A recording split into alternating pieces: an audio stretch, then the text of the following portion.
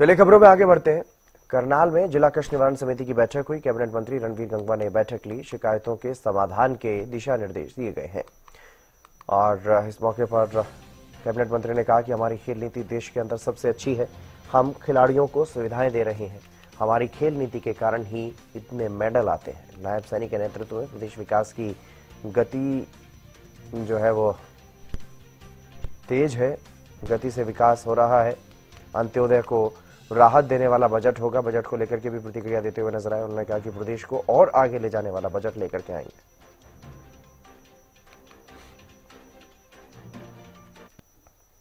शिकायतें अभी पेंडिंग है, जिसके लिए दिशा निर्देश दिए हैं कि अगली मीटिंग के अंदर पूरे तथ्य लेकर के आए और वो विस्तार से बताने का काम करेंगे। हमारे जो अधिकारी है उनकी जिम्मेवारी भी लगाई गई है।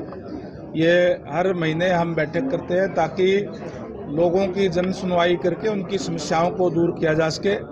ये हमारी सरकार की प्राथमिकता है। बात को अगर तोड़ मरोड़ के अगर पेश की जाएगी तो उसका गलत जाता है, सारा पता है। माननीय अनिल जी मैंने भी देखा है, उन्होंने यही दिशा निर्देश दिए थे कि जो कॉम्पिटेंट अथॉरिटी है उसको लिख दिया जाए, तो उसमें कोई गलत नहीं है। गलत क्या है? हमारी जो खेल नीति है वो आज पूरे देश के अंदर सबसे अच्छी खेल नीति हरियाणा प्रदेश की है और सबसे ज़्यादा कैश अवार्ड और सुविधाएं जो खिलाड़ियों को हम दे रहे हैं, और उसी का परिणाम है कि आज देश के अंदर जितने भी मेडल खिलाड़ी लेकर के आते हैं वो आधे से ज़्यादा अकेले हरियाणा प्रदेश के खिलाड़ी जो लेकर के आते हैं। हमें गर्व भी है इस बात पे और हमारी खेल नीति के कारण ही लेकर के आते हैं।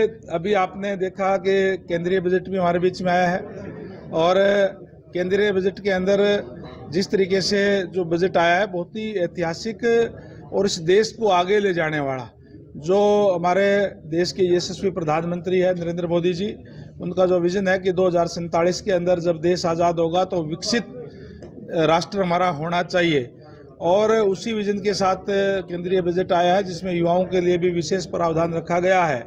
इसी तरीके से नायब सैनी जी के नेतृत्व के अंदर आज हमारा हरियाणा प्रदेश लगातार विकास की गति लगातार तेजी से चल रही है, और जो बजट आएगा वो भी अंत्योदय को राहत देने वाला, मिडिल क्लास को भी राहत देने वाला और इस प्रदेश को और आगे ले जाने वाला बजट जो है वो लेकर के आएंगे। जो माननीय हमारे सीएम साहब है, वित्त मंत्रालय भी उनके पास है।